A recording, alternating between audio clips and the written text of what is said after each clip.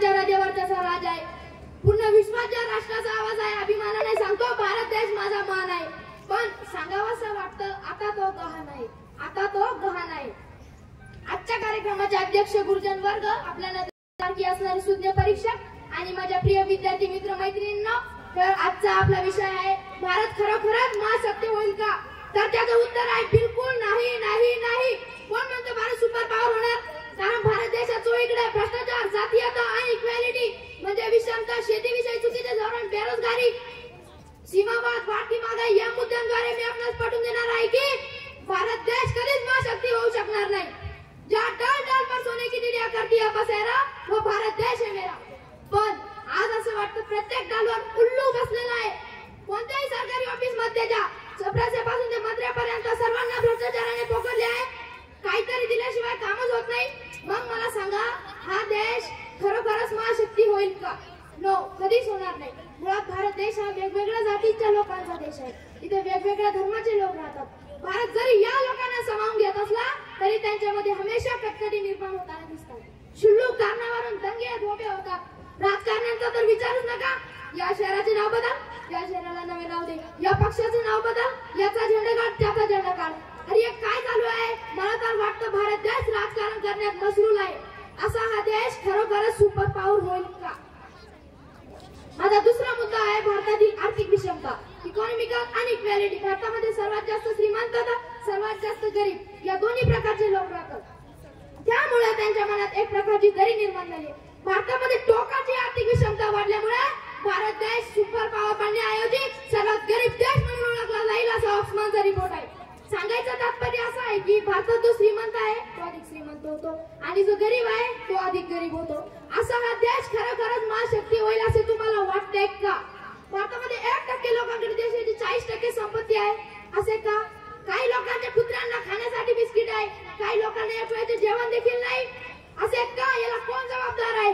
काही लोक भरजरी प्रतीचे कपडे वापरतात, काही नन्नाकडे फिरावे लागते.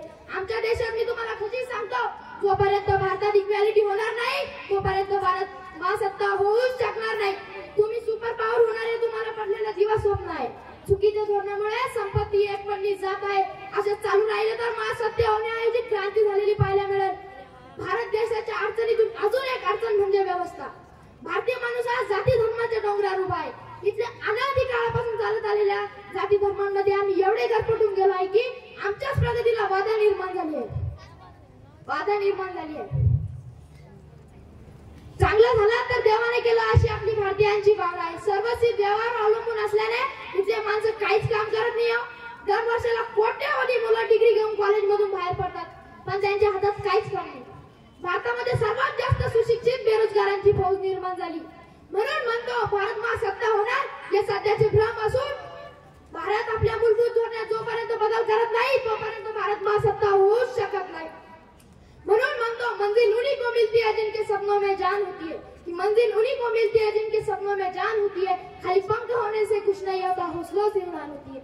आता चौथा मुद्दा आहे शेतीविषयी चुकीचे धोरण. एक काळ होता भारतात सोन्याचं धूर निघायचं म्हणे, पण आता आपण बघतो सोयीकडे शेतकऱ्यांची आत्महत्या, शेतकऱ्यांच्या मालाला काहीच व्यवस्थित भाव मिळत नाहीये. जगाचा पोशिंदा बळीराजा हा कर्जबाजारी होत चाललाय. कशाची गोष्ट काय? फक्त 40 लाख लोकसंख्या असणारा इस्रायल देश हा अन्नधान्याच्या बाबतीत अव्वल आहे.